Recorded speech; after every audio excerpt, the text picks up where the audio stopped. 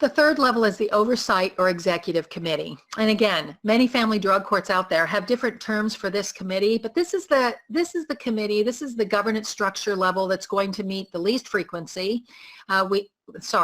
Least frequently. We see this committee meeting quarterly or in some cases semi-annually. There are lots of family drug courts out there where the executive committee meets only annually. And while we know that lots of good work can happen on an annual basis, we really recommend that this executive committee is meeting more frequently than that in order to help ensure long-term sustainability and have more of an ongoing and up-to-date understanding of what's happening in the drug court. So the primary function of the executive committee is to ensure long sustainability, as we mentioned, and that is to identify not only funding, but ways in which the family drug court and the practices of the family drug court can be institutionalized. How is it that both the practices of the family drug court can be continued, and that may require additional funding, but then also how is it that they can make sure that they're having an impact on the entire systems in which they work?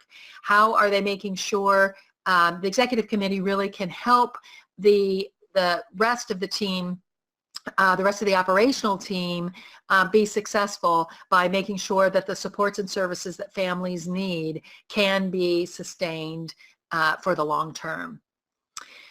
A key part of the executive committee also is to be data-driven, if you will, to make decisions based on information and data that's provided to them on a regular basis. This is another reason why annually just really isn't frequently enough for this committee to meet.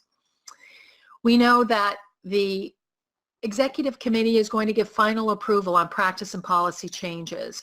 Now, the steering committee absolutely should be charged with and able to make decisions for their agency. Each member should be able to make decisions for their agency. But the executive committee is going to be giving final approval and making final decisions about typically about some of the more major changes. So changes to eligibility criteria, for instance, changes in the population of focus. These kinds of things would be an executive committee approval process typically. So for oversight committees, for executive committees to be effective, we know that the members, direct senior managers have to give the initiative priority. That is family drug court a priority in the participating agencies? Members should be willing to change their own agency's policies to improve staff ability to achieve better outcomes for children and families. Again, this ties into making family drug courts a priority. And the way in which family drug court can be identified as a priority is if shared outcomes are the goal of all team member agencies. And what I mean by that is that the only way really to convince each of the partnering agencies that family drug court should be a priority, and frankly, the only reason family drug court should be a priority for each of the agencies, is if we have data and information and outcomes that can really support that.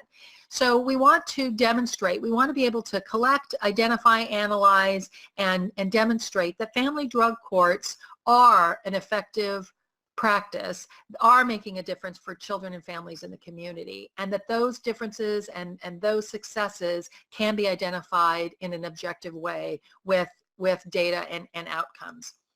And so we want to be able to make sure that that information is communicated to the oversight committee, to the executive committee, so that they can make those kinds of decisions and that they're using data really to inform their decision making.